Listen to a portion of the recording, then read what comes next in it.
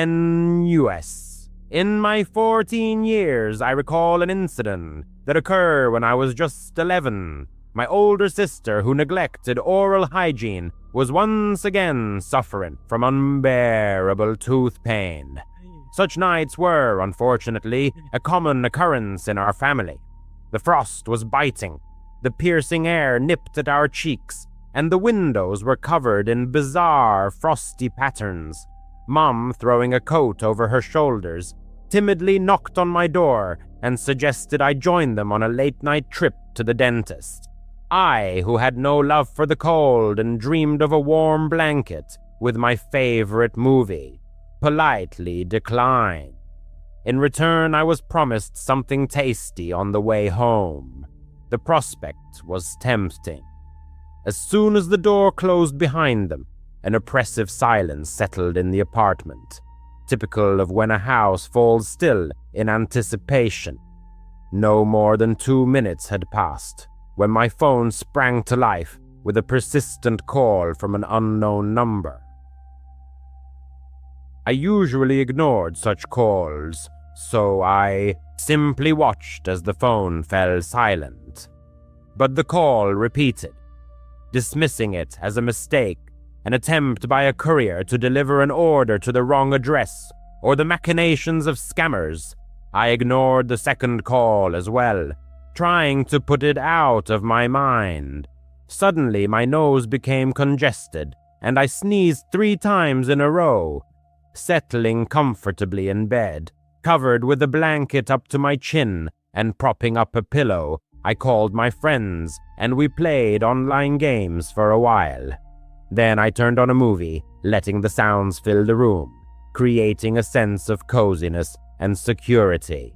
It was at that moment that I heard it, breathing, but not mine. Slow, steady breathing behind me, as if someone was trying to breathe as quietly as possible. Pressed against the wall, my stomach turned cold with fear. I paused the movie. In the ensuing silence, the breathing became even clearer. Not daring to turn around, I slid out of bed and moved to my sister's bed, located at the other end of the room. Trying to calm myself, I kept telling myself that it was just noise from the heater, ventilation, or pipes in the wall. Old building, old sounds. Not taking my eyes off the doorway, I listened until the sound blended with the general hum of the building. About 20 agonizing minutes passed, and suddenly the lights went out. My fear of the dark was always accompanied by physical discomfort, as if the room was shrinking and pressing on my chest. Wrapped in a blanket, I tried to breathe evenly and calmly. I knew that our house often had power outages, especially on cold nights when everyone turned on their heaters. I convinced myself that everything would be fine soon and told myself not to move. Deciding to count to 100, I planned to use the flashlight on my phone. Around 60, my composure began to crack. Throwing off the blanket, I grabbed my phone. It had only 10% charge left. I tried to turn on the flashlight, but it was impossible due to the power-saving mode. I desperately pressed the button, hoping for a miracle, but in response, I only saw the dim lock screen and my reflection. At that moment, the bathroom door slowly slid open. It didn't slam shut, but smoothly closed, and the latch clicked quietly. The bathroom door was light, and with the windows open, it was sometimes pushed by the wind, but the windows were tightly closed. I knew that for sure. Staring at the dark silhouette of the doorway, I felt the heat rise into my face. Gathering my courage, I quietly said, "Mom." In response, silence, only the familiar creak of the old building in the frost. Holding my breath, I listened to the beating of my heart, echoing in my ears. I imagined my mom's car pulling up to the house, smelled the food from the restaurant, saw the bright light in the dentist's office, and heard my sister's complaints. I tried to think of something ordinary to drive away the fear. Suddenly, the electricity came back on. There was a quiet pop, and the light flashed on. The heater started working, the refrigerator hummed, and the apartment came to life again. I exhaled, realizing that I had been holding my breath all this time. I convinced myself that the breathing I heard was coming from the heater, and the bathroom door closed due to a pressure drop when the electricity went out. I almost believed it. At that moment, my phone vibrated.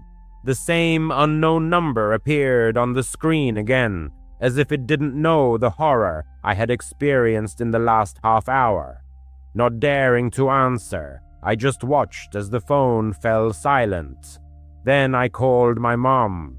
Trying not to betray my fear, I told her in a trembling voice about the strange sounds, the sudden power outage, and the annoying calls.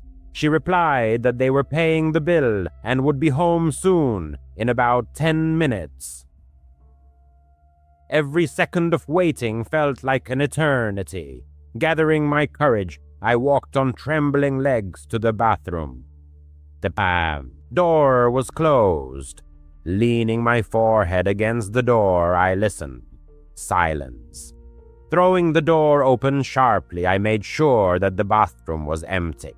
The towels were hanging in their places. The shower curtain was drawn. Nothing indicated anyone's presence.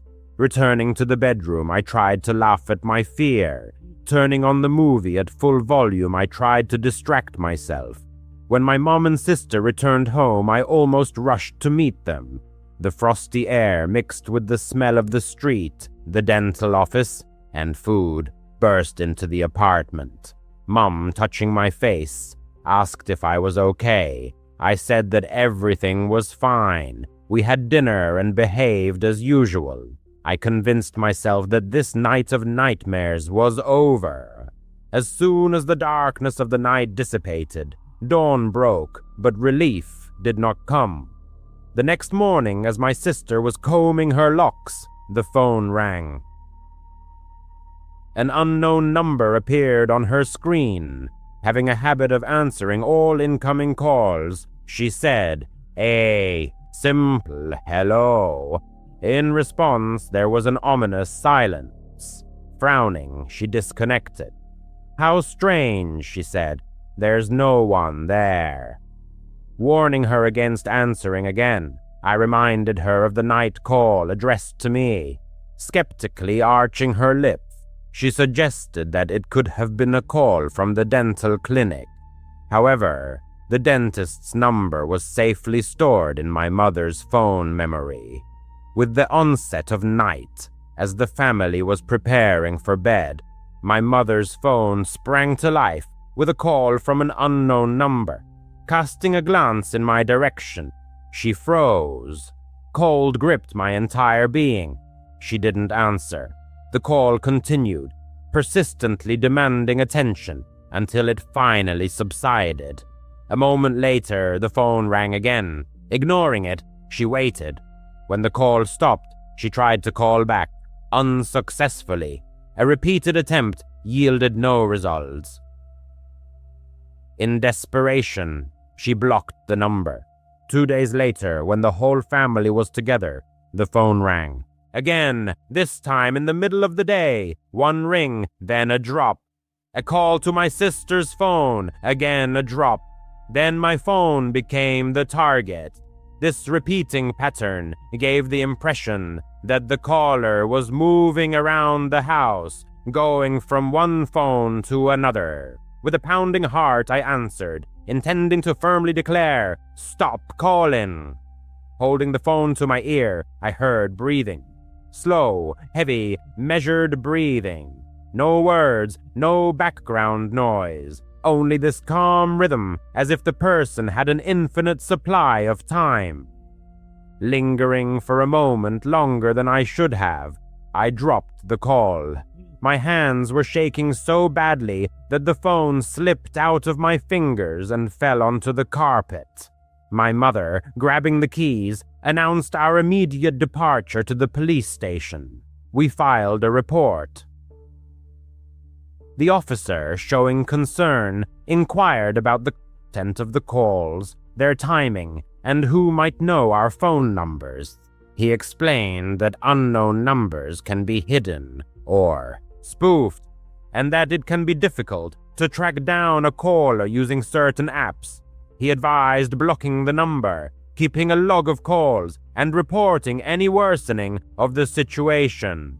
However, he did not reassure us that it would stop, and indeed, the nightmare continued for another week. The calls came at random times, late at night, early in the morning, at noon. Sometimes there was complete silence on the line. Other times, breathing could be heard. Once, we heard a faint cough, as if someone was covering the phone with their hand. We changed the ringtones so that we could identify the number without looking at the screen. We fell asleep with the light on in the hallway.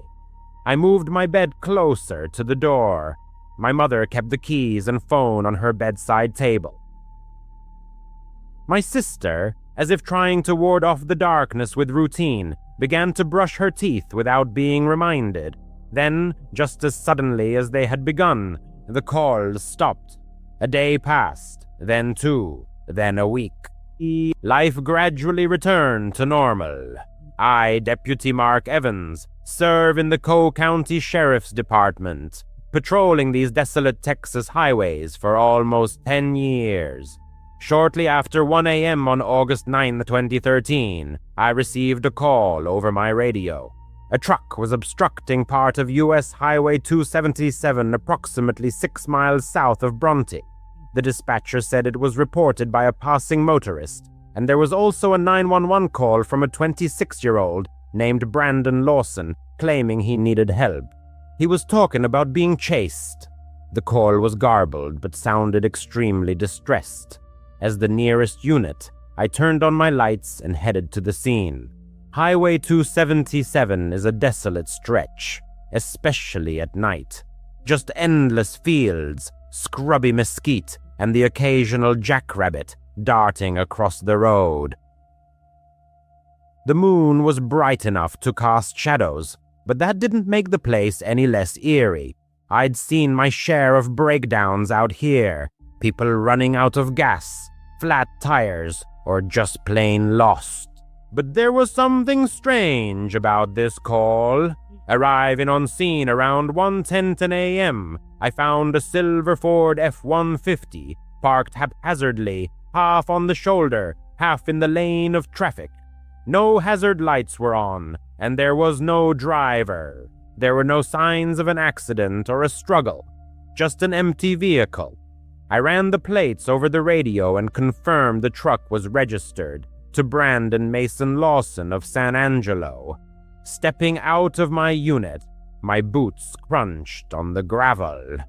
The air was heavy, still holding the heat of the day, and the chirping of crickets drowned out my thoughts. Shining my flashlight around, I saw only patches of tall grass and thorny bushes lining the roadside. No footprints, no broken branches, nothing to indicate the missing guy's whereabouts. I yelled, "Brandon Lawson, Sheriff's Department." My voice echoed in the silence. There was no response. Examining the truck, I found the gas gauge reading empty, consistent with the 911 call. There was a pack of cigarettes on the seat, a few empty Dr. Pepper cans on the floor, and a phone charger cable dangling from the dash. Standard stuff. I figured he might have walked towards Bronte or hitched a ride, but that 911 call kept nagging at me. "I'm in the field. Some guy's chasing me in the woods. Please hurry." The operator said the caller was panicked, but the line cut out before they could get any more information. The investigator was unable to establish any more details. The area was more like scrub brush and gnarled trees than a full-blown forest. What had made Brandon take flight? Soon, a pickup truck arrived, a gas can visible in the bed. It was Kyle Lawson, Brandon's brother, accompanied by his girlfriend. Kyle's face registered concern around 12:30 a.m. Brandon had called him, reporting that he had run out of gas. Without hesitation, Kyle decided to bring gas and help his brother. The investigator asked if Brandon had said anything else, perhaps mentioning any problems or pursuers. Kyle shook his head, noting only that Brandon sounded annoyed about the truck breaking down. Upon receiving this information, the investigator asked them to stay put while he examined the area. With the help of a flashlight, he surveyed the roadsides and adjacent fields for 100 yards in both directions. However, the search yielded no results. No traces of blood, no scraps of clothing, no signs of a struggle. If, as Brandon claimed, someone had been chasing him, where had the pursuer gone? After all, there were no other cars nearby, and the nearest house was several miles away. Reinforcements were requested to conduct a more thorough search, and several more sheriff's deputies arrived on the scene. They scoured the fields until 3 o'clock in the morning, but Brandon seemed to have vanished into thin air. As dawn broke, Texas Rangers joined the search. That same day, they deployed a helicopter, which surveyed the area within a radius of several miles. But these efforts also yielded no results. Soon, Lydessa, Brandon's girlfriend, arrived on the scene in a state of extreme agitation. She recounted that they had argued the previous evening, and Brandon had left to cool off, intending to head to his father's place in Crowley, a 3-hour drive away. Lydessa also mentioned that Brandon had been abstaining from drugs for some time, but several years ago a warrant had been issued for him on a minor drug-related charge.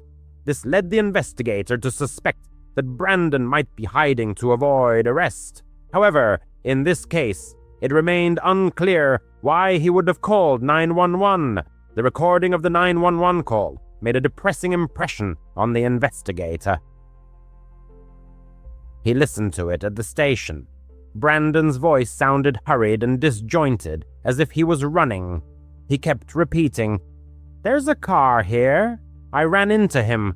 This guy is chasing me." The operator tried to calm him down, asking if he needed medical assistance, but Brandon continued to insist on calling the police. Then there was interference on the air, and the call was cut off. Records were extracted from Brandon's phone. The last signal was recorded in the area of the truck, after which the connection was lost. The phone either ran out of battery or was turned off. Days turned into weeks, but the search continued. K-9 units, volunteers, and even drone operators joined the effort. The Rangers took over the investigation, treating it as an unsolved case. Various hypotheses were put forward. Perhaps Brandon got lost in the bushes and died of hypothermia. Or did he fall victim to a botched drug deal? Or maybe he simply ran away, leaving behind his 4 children. None of the versions fully explained what happened. A father can't just disappear without a trace. Only years later, in 2022, a search team discovered clothing matching what Brandon was wearing on the day of his disappearance. A yellow shirt, camouflage, shorts and white Nike sneakers. Bones and part of a skull were found nearby. DNA testing was prolonged, but in 2024, it was confirmed that the remains belonged to Brandon Lawson. However, the cause of death was never determined. No bullet holes or knife marks were found on the bones. The remains were found in the middle of a deserted area, several miles from the abandoned truck.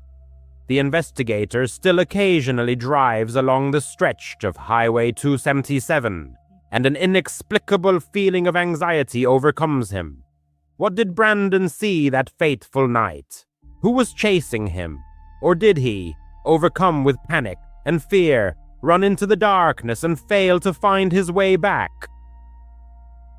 Over the years of service, the investigator has had to deal with various incidents, but the case of Brandon Lawson still haunts him. It seems as if the highway swallowed him whole, leaving only unresolved questions. The night shift at the warehouse on the edge of town was just a means of survival for him.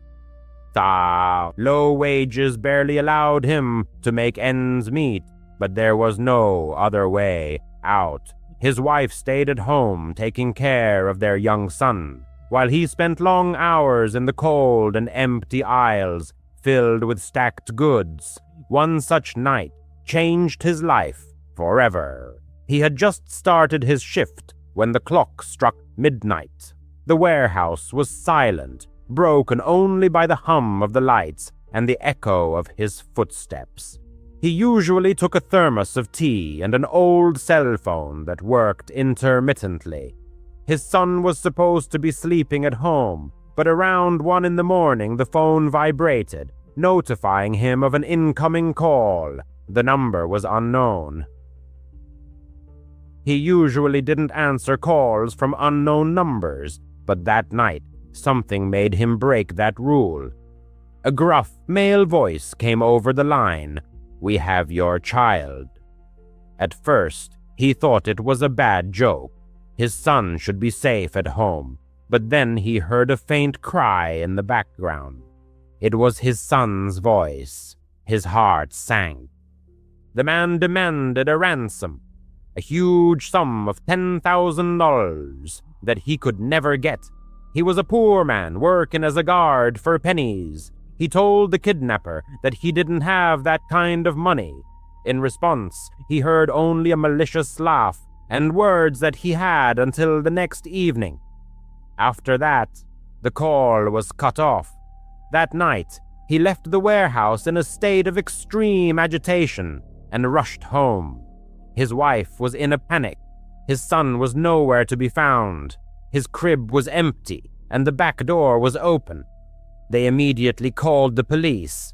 He told them everything, even about the ransom call. The police asked them to remain calm and promised to set a trap for the kidnappers. The agonizing weight hung in the air like an ominous shadow. He couldn't close his eyes, and he couldn't swallow. His entire being was focused on one thing, waiting for a repeat call from these monsters who had kidnapped his blood. And then, the next day, the phone rang, like a clap of thunder in the clear sky. The voice on the other end of the line, cold and emotionless, named a meeting place, an abandoned parking lot on the riverbank, a place where nature itself seemed to hold its breath in anticipation of disaster. The police, like an experienced chess player, devised a complex plan. Operatives, like shadows, were to hide in inconspicuous cars, watching every corner of this cursed place. He was to play the role of bait, to bring a bag skillfully imitating being stuffed with cash. The police assured him that the villains would be apprehended before they could cause harm. On that fateful evening, he headed to the parking lot, carrying with him the fake money that had become a symbol of his despair. The meeting place was a picture of desolation and decay, darkness, pierced only by the dim light of broken lanterns, weeds growing through cracks in the asphalt, and the quiet whisper of the river, as if mourning the impending tragedy. His hands were covered in clammy sweat, and his gaze was fixed on the bag lying on the passenger seat. The police, like an invisible conductor, directed his actions through a tiny earpiece. He was told to keep his cool and follow instructions carefully. Getting out of the car, he froze under the dim light of one of the few surviving lanterns. The cold air burned his lungs, and his heart pounded in his chest. The minutes dragged on like endless hours of agony. Suddenly, a car appeared in the darkness with its headlights off. It slowly drove up and stopped a few meters from him. His throat went dry with fear. The man in a dark hoodie and mask got out of the car like an embodiment of a nightmare. He glanced at him, then shifted it to the bag in his hand. For a moment, hope flickered, but then the stranger froze, as if sensing something was wrong. His head turned slightly, and he seemed to see something. He noticed one of the police officers lurking on the edge of the parking lot. The villain rushed back. To the car, the doors slammed shut, and the roar of the engine shattered the silence. The car lurched forward, kicking up clouds of dust and gravel. The police cars, like predators, gave chase, but the kidnappers, like shadows, dissolved into the maze of old roads along the river. He was left standing, helplessly clutching the useless bag in his hands. The chase failed. Hope faded. He collapsed on the hood of his car, feeling devastated and lost. Enos, the next morning, a package appeared on his doorstep, like an ominous omen. He knew what was inside even before he opened it. Inside lay the body of his child. His world collapsed. Pain pierced his soul, leaving a gaping void. His wife's desperate cry tore through the silence. He couldn't protect his son, couldn't save him. The police worked tirelessly, and after several weeks, the criminals were caught. 3 thugs with extensive criminal records confessed to the crime. They had been watching him, knowing about his modest income, and counting on him doing anything to save his child. The criminals were behind bars. Justice had prevailed. But for him and his wife, there was no justice. Their boy was gone. He continued to work the night shift, but in a different place. Every phone call made him flinch, and every dark corner reminded him of his son's face and voice. That fateful night at the warehouse was supposed to be a regular shift, but it turned into the night. He lost everything. And no matter how many years passed, the silence of the long warehouse halls would remind him of the silence that had settled in his home.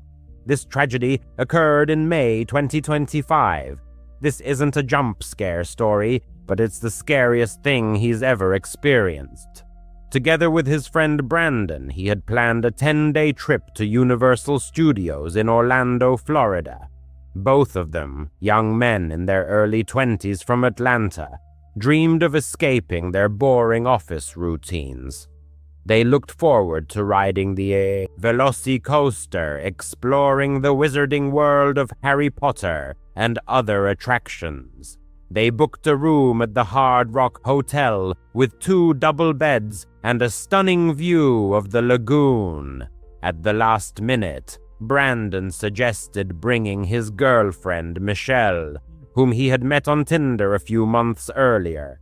He agreed, thinking it would be fun. At the airport, Michelle seemed like a cute girl in her mid-20s, with chestnut hair, a wide smile, and a Gryffindor t-shirt.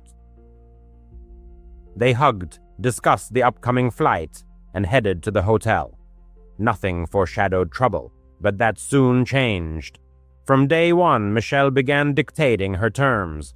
She insisted they skip the parks for random restaurants she found online. If they wanted to ride an attraction, she would sulk or change the subject.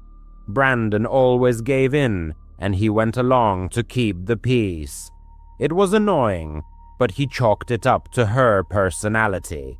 Her talking was incessant. She talked about her job, ex-boyfriends, or strange things like how Disney secretly controlled Universal. She couldn't seem to stop. Brandon suggested she might have ADHD or had forgotten to take her medication. I forgot to bring my necessary medication, and nighttime relaxation turned into torture. She didn't stop for a minute, whether she was brushing her teeth, talking loudly through the slightly ajar bathroom door, or whispering something to Brandon at 2 a.m. I tried to drown out this endless stream of words by burying my face in the pillow, but her voice penetrated my consciousness like a drill. I noticed that Brandon also looked extremely tired, but his reaction was limited to shushing her and turning over to the other side. The most unpleasant thing was her constant presence in the room I shared with Brandon. He asked if I would mind, as she didn't have enough money to get her own room. Giving in to a false sense of camaraderie, I agreed, which I later bitterly regretted. The room became cramped and uncomfortable, and personal space disappeared. Her belongings were everywhere, chargers, cosmetics, and all kinds of snacks scattered haphazardly on the beds. Silence and privacy were just a dream. By the third day, my patience had run out. But it was on this day that we finally visited the theme parks. We rode the dizzying Incredible Hulk coaster, enjoyed the famous butterbeer, and laughed heartily in the Simpsons-themed area. It seemed that the long-awaited trip had finally begun. After a busy day, I grabbed a bite to eat in City Walk, choosing Antojitos, where you could eat cheaply and deliciously. Around 8 p.m, I swiped my key card and entered our room. What I saw left me in a state of shock. The room was a mess, a broken lamp, shards of glass scattered across the floor.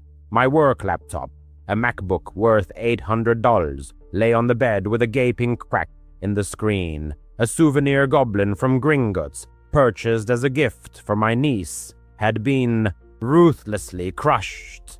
Clothes from the suitcase were torn to shreds, stained with wine, and in some places cut with scissors. The mini fridge door was open, and water had spilled all over the room. Drawers were pulled out and overturned. It looked like robbers had been there, but the scale of the destruction was much greater. The damage was estimated to be in the hundreds of dollars. "What happened here?" I exclaimed in despair. Brandon sat on the bed, his face deathly pale and his hands shaking. Michelle, as if nothing had happened, sat on the floor picking her nails, remaining completely calm. "It's not my fault," she said without looking up. "It's your room. You paid for it. You deal with it." I lost control. All her whims, endless talk, and now this. "You two need a separate room," I blurted out angrily. "This is going too far. My things are ruined. I've had enough." Brandon tried to say something, but Michelle slowly got to her feet. Her eyes were cold and empty. She reached into her jeans pocket and pulled out a knife. It wasn't a small folding knife, but a large kitchen knife with a handle wrapped in black electrical tape. My heart sank. How did she even manage to get it into the theme park? "You're not kicking me out," she said in a quiet, sinister voice, taking a step towards me. "After everything," she lunged at me, swinging the knife at my face. I felt a gust of air as the blade passed inches from my cheek. My self-preservation instinct kicked in. I jerked away, stumbled over the doorframe, and slammed the door shut in her face. She lost her balance and fell, and the knife clattered loudly on the floor. She erupted in curses as she tried to reach for the weapon, but I was already out of the room. I raced down the stairs to the lobby. The receptionist, Raj, was standing behind the counter. "Call the police," I gasped. a knife, a trashed room, an assault. He immediately pressed the alarm button. Security guards appeared in seconds, and soon officers from the Orange County Police Department arrived. They detained Michelle, handcuffed her while she screamed that I had ruined her life. Brandon was in shock, constantly apologizing and offering his credit card to cover the damages. The Universal Administration compensated me for the cost of my stay and provided a new room. That night, I carefully locked the door and flinched at every sound. Michelle was charged with assault with a deadly weapon. However, the most unbelievable thing happened later. 2 days later, she was released. Some judge decided to release her on $5,000 bail, the reasons for which remained a mystery to me. I decided to cut my trip short, returned home to Atlanta, and blocked Brandon on social media. I needed personal space to recover. But the nightmare didn't end there. A few days later, Brandon called me from an unknown number, his voice trembling with fear. It turned out that Michelle was stalking him too. She was waiting for him in the parking lot outside his house in Tampa, with the same knife and a crazed look in her eyes. She managed to slash him on the arm, resulting in 6 stitches, but he managed to fight her off and call the police. She was charged with new offenses, including attempted murder and violation of a restraining order. She is currently in custody, awaiting trial. The saddest thing is that Brandon isn't going to leave her. He claims he's afraid she might attack him or his family if he does. She's not always like this, he insists, as if that changes anything. I called him spineless and cut him out of my life forever. Now he's an ex-friend to me. This trip was supposed to be an unforgettable adventure, full of thrilling rides and magical experiences. Instead, it vividly demonstrated how quickly things can go wrong. One moment you're laughing at the taste of butterbeer, and the next you're dodging a knife in a hotel room. If you meet someone online, take the time to learn as much as you can about them, because some people hide real monsters inside. I learned this lesson the hard way, and now double-check the locks at night. I never thought grief could drive you into the wilderness, but after my mom's death, I just needed a change of scenery. My name is Scariest, I'm 32, and I work as a mechanic in a small town in upstate New York. Mom was only 58. She was always smiling, despite her heart problems. She swallowed beta blockers like candy to lower her blood pressure, but one night she took too much. At least that's what the coroner claimed, calling it an accidental overdose. However, rumors started circulating immediately after the funeral. They said that my stepfather, Rick, had been arguing with her more and more lately. She hid the bruises on her arms under long sleeves. Some visitors to the diner claimed they saw him slipping extra pills into her tea, envious of her small inheritance. Others thought it was just her forgetfulness, a disease that was gradually robbing her of her mind. The police ruled it an accident, and no charges were filed. Rick got the house, and I got the guilt for not noticing all of this sooner. How blind I was. Why didn't it occur to me sooner? I couldn't stay in the stuffy apartment any longer, staring at the ceiling, haunted by the echoes of recent disputes. In a fit of despair, I packed my trusty, well-worn Ford pickup. In the back went a tent, sleeping bag, and portable cooler filled with simple sandwiches and cans of soda. My destination was the picturesque Catskills, about a 3-hour drive from the city, along winding roads through pine forests. where the air is filled with the scent of damp earth and the allure of freedom. I chose a secluded spot away from the noisy tourist trails in a campground called Black Bear. However, I ventured deeper into the woods, away from families with their bulky RVs and the incessant chatter of children. Just me, a crackling campfire, and the endless starry dome overhead. Deep down, I hoped that 3 nights alone with nature would dispel this agonizing fog that had thickened in my head. There was no cell service here, and that was part of the plan. I reached my destination late on a Friday afternoon in October. Fallen leaves crunched underfoot, painted in the rusty orange hues of autumn. Without wasting time, I set up camp, pitching the tent near a small stream whose murmur resembled the quiet whispers of secret secrets. Using dry branches and a lighter from my pocket, I built a fire. After grilling a juicy burger, I opened a can of cold beer and immersed myself in contemplation until the sun slowly began to sink below the horizon. The air quickly filled with coolness, the kind that causes a pleasant shiver and makes your skin crawl. An image of my mom flashed in my mind, her infectious laughter, how she teased me for my indecisiveness and reluctance to settle down. Then I clearly heard Rick's angry voice, yelling about money just a week before her death. "She doesn't need that old fool," he shouted. I brushed these thoughts aside, convincing myself that this trip was a tribute to her memory, our shared adventure. Night descended on the earth like a heavy blanket soaked in ink. There was no moon that night. Only the reflections of the campfire cast bizarre shadows on the tree trunks. Around 10 o'clock, I crawled into my sleeping bag, but sleep was slow to come. The murmur of the stream suddenly became ominous, resembling muffled voices engaged in a heated argument.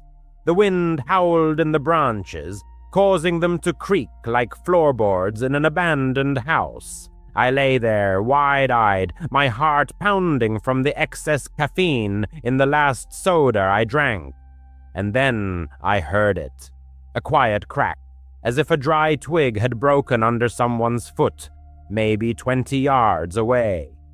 Deer, I thought, because there are so many of them here. But then there was another crack, this time much closer. I sat up sharply, grabbed a flashlight, and shone the beam into the impenetrable darkness. Nothing but mighty tree trunks and swaying ferns. Trying to ward off the intrusive fear, I turned over and closed my eyes. After a few agonizing minutes, there was a rustling sound, persistent and purposeful, as if someone was raking through the fallen leaves. My pulse quickened. I grabbed the flashlight again and turned it on. The beam of light pierced the night darkness, falling on a huge oak tree that stood about 15 feet from my tent. And there, peering from behind it, I saw eyes, 2 shimmering red dots, like embers in a dying fire. These were not the eyes of an animal. They were too high and burned too steadily. They were staring right at me, unblinking, through the mesh window. I froze, my breath caught in my throat. "Who's there?" My voice was quiet and unsure, as if swallowed by the surrounding forest. In response, silence. Only those eerie eyes continued to stare at me. Then, slowly, as if committing a sinful act, a hand emerged from the shadows. Pale, slender fingers curved, as if beckoning to themselves. "Come here," she silently called. "Join me." The air seemed to thicken, and sweat broke out on my neck from the chilling horror. My mind frantically searched for an explanation. A bear. No, bears don't have red eyes. A poacher. But that hand, it was unnatural. Too long, the joints unnaturally twisted. as if bones under thin, flabby skin. I sat up sharply, my heart pounding in my chest like a jackhammer. Zipping up the tent, I hurriedly fumbled for my boots. Those eerie eyes didn't move, just watched me patiently. The hand beckoned again, this time gently, as if calling a lost child home. An image of my mom's face flashed in my mind, her pale cheeks in the coffin, Rick smirking at the wake. Is that him waiting for me here? No, that's insane. But the eyes burned brighter, pulling me in, causing a gnawing hunger in my stomach that couldn't be ignored. I stopped thinking. Grabbing the keys, I burst out of the tent into the piercing cold. Branches lashed at my face as I ran, the flashlight bobbing wildly in my hand. The stream splashed under my feet, mud sucking at my heels. Behind me there was a quiet chuckle, or maybe it was just a gust of wind. I didn't look back. The ranger station was a mile away, its location marked on my map. My legs burned, my lungs were on fire. I tore through thickets of thorns that mercilessly tore my jeans. In every shadow, I imagined those eerie eyes. Every tree seemed to hide that beckoning hand. Help! I cried out desperately, but only an echo reverberated through the forest in response. Finally, the lights of the station loomed ahead. Yellow bulbs illuminating a log cabin, like a beacon pointing the way out of hell. I started pounding on the door at 1 a.m, gasping for breath. Ranger Neil, stout man in his 50s with a mustache resembling a broom, opened the door with sleepy eyes. Did a bear ransack your camp? He grumbled, but I interrupted him, blurting out everything that had happened. Eyes, a hand, my dead mom, my doubts. He radioed another ranger and poured me a mug of coffee that tasted like tar. Probably some tourist with a red LED flashlight decided to play a prank, he suggested, but there was doubt in his eyes. We waited until dawn, me shivering under a warm woolen blanket. The sun rose gray and weak, barely breaking through the cloud cover. We set off back, me, Neil, and his partner, Tom. Tom had prudently brought a gun with him just in case. In the light of day, the trail seemed shorter, but my stomach was still churning with anxiety. We reached my camp. The tent sagged dejectedly, the campfire covered in cold ashes. No tracks except my own and deer hoofprints in the mud. No eyes, no hands. Neil looked around and found only the wrapper from my burger, fluttering in the wind. In the depths of the forest, like a ghost, a figure loomed, swaying in the gusts of wind. See anything? Tom asked. I just shook my head in response, peering at the bark of the old oak tree covered in moss. My friends decided that what had happened was a figment of my imagination, born of grief. Stuff happens out here, Neil said, patting me on the shoulder in a fatherly way. Go home and get some rest. With trembling hands, I hurriedly packed my things and, turning on classic rock at full blast, left the place, trying to drown out the oppressive silence. At home, a 2-day sleep awaited me, filled with nightmares of red lights and beckoning gestures. Several months have passed since then. Rick, unable to bear it, sold the house and moved to Florida. The police closed the case, ruling it an accident. However, last week, late at night, alone in my workshop, under the steady hum of fluorescent lamps, I saw them again in the rear-view mirror of a client's Chevy parked in the dark parking lot. 2 ominous red lights flickered, and from the darkness slowly rose a hand, as if inviting me to join. In a panic, I locked myself inside and called the police. The officers who arrived found nothing, only an empty parking lot where the wind was tearing at the chain-link fence. but I'm sure it's still there, waiting for answers or wanting to share its fate with me. Whatever caused her death, it's now looking for company and knows where to find me. On September 7th, my 24th birthday, I dreamed of a modest celebration with my closest friends, without noisy clubs and crowded bars. I just wanted a quiet and cozy place where I could relax. I found a suitable house on Airbnb, a 2-story building on the outskirts of town with a spacious backyard, perfect for fairy lights, a fire pit, and casual conversations. After booking the house for the weekend, I even ordered catering services to save myself the hassle of food and drinks. According to the company, 3 waiters were to provide snacks and drinks. A barbecue dinner with music, laughter, and a positive atmosphere was planned. The weather was warm, with a little humidity, quite suitable for an evening outdoors. On Friday afternoon, my best friend Harper and I arrived at the location. The house turned out to be even more attractive than in the photos.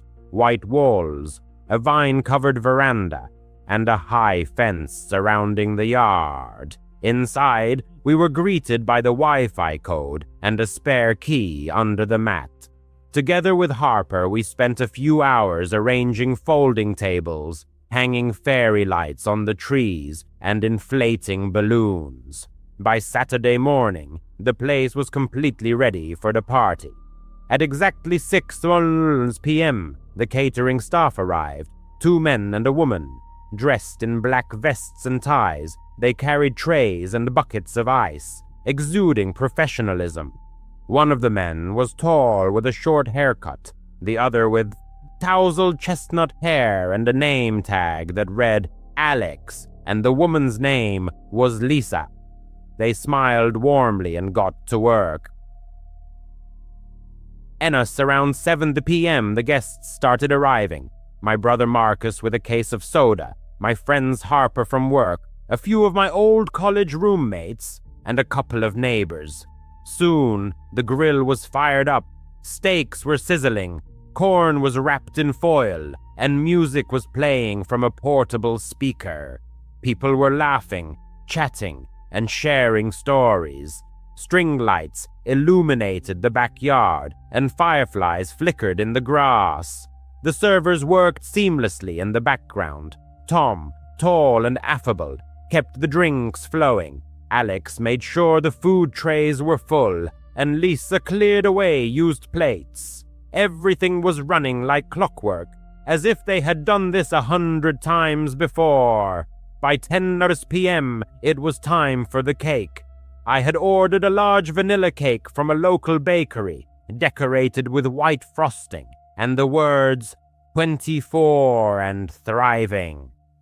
We gathered around the picnic table. Marcus lit the sparklers, and everyone sang Happy Birthday in unison. I made a wish for a promotion at work and blew out the candles in one breath. The guests clapped and dug into their slices of cake. That's when I noticed Alex rummaging near the chair where the gifts were piled instead of carrying a tray. He unzipped my new leather purse and pulled out a small item, then reached for the box containing a silver necklace. "Hey, dude, what are you doing?" my cousin Jake asked loudly, catching him red-handed. All eyes turned to Alex, who froze with his hand halfway inside the box. His face showed no guilt or fear. "What?" he said in an even tone. "You're stealing," Jake said, approaching him. "Put it back." A hush fell over the yard. People stopped eating, their eyes glued to Alex. In response, Alex reached into his vest pocket, pulled out a switchblade and flicked it open. The blade glinted in the light, drawing gasps of horror. Harper squeezed my hand tightly. "Back away," Alex said calmly, pointing the knife towards Jake. "Nobody move." "Call the cops, and you'll regret it." He slowly backed towards the gate, chairs scraping on the ground. In a flash, he disappeared into the dark side yard. Chaos erupted. Marcus yelled for everyone to stay together, and Harper called 911 to report what had happened. Guests whispered, fearful of his return. Jake checked the gifts and discovered that some cash and a phone charger were missing, but the necklace was still there. 10 minutes later, 2 police cars arrived. Officers began interviewing witnesses under the porch light. I told them about quick-serve events, the catering company I had booked. They ran the name and took notes. Another officer searched the yard with a flashlight, but Alex was nowhere to be found. We were advised to lock ourselves inside and stay there until further notice.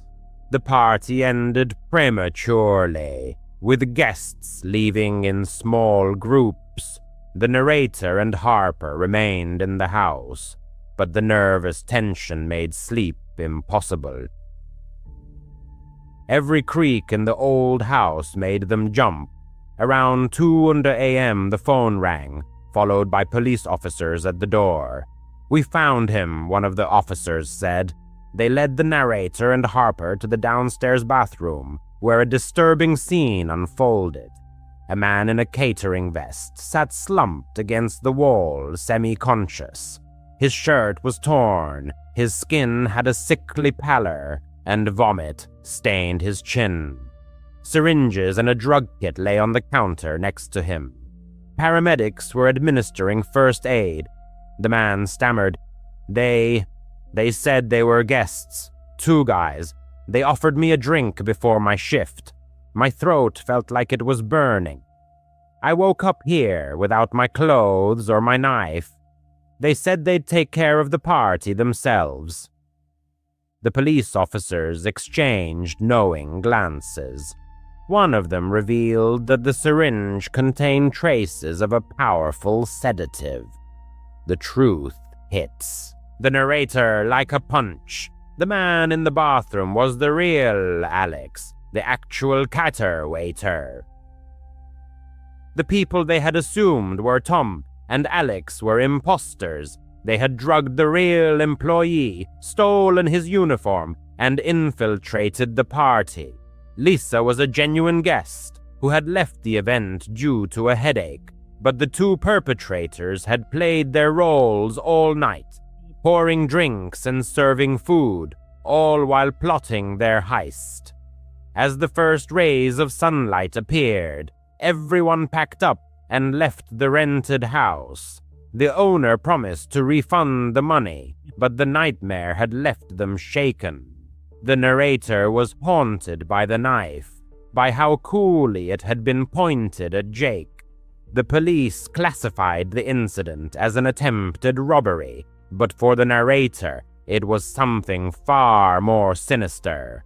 A month had passed, and he was still 24, but birthdays had lost their joy. He couldn't shake the memory of that night, picturing those people smiling, serving food, watching them, remaining undetected.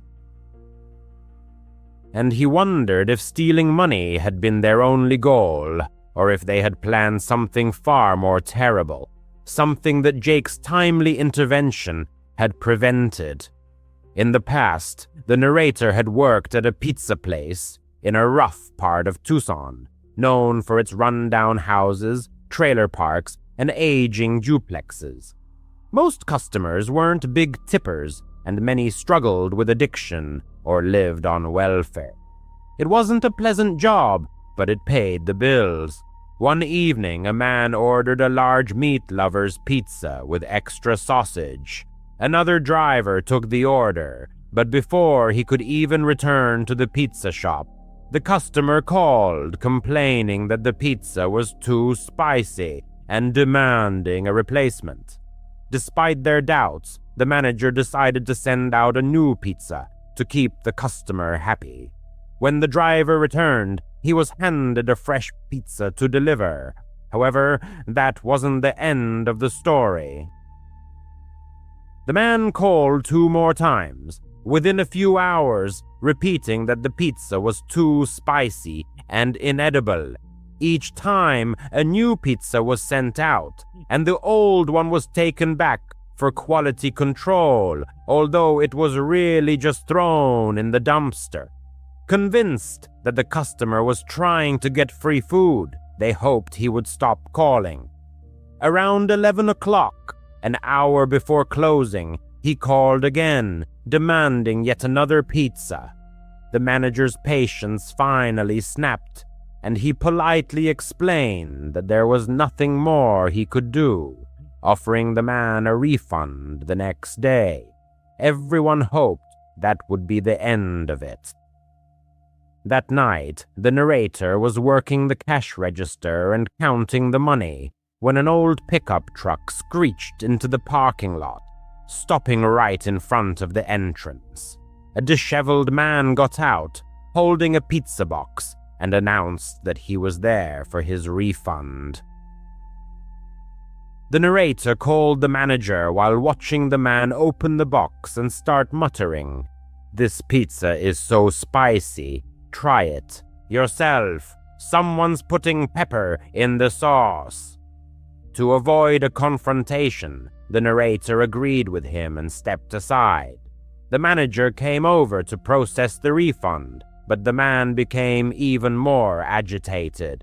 He tried to shove the pizza at the manager, insisting, "You gotta try it. You gotta believe me." He poked at the pizza with his finger, smearing it around. The manager calmly explained that he didn't need to try the pizza and asked the man to leave. Eventually, the man grabbed his pizza and stormed back to his truck. By this time, all the employees of the pizza shop had gathered near the entrance, the waitress, the cook, and the other drivers. Among them was a young man named Kevin, on whom the narrator had a secret crush. As the man drove away, the narrator tried to diffuse the tension with a joke. "Hey, Kevin, want to try my pizza?" Everyone laughed. But the laughter didn't last long.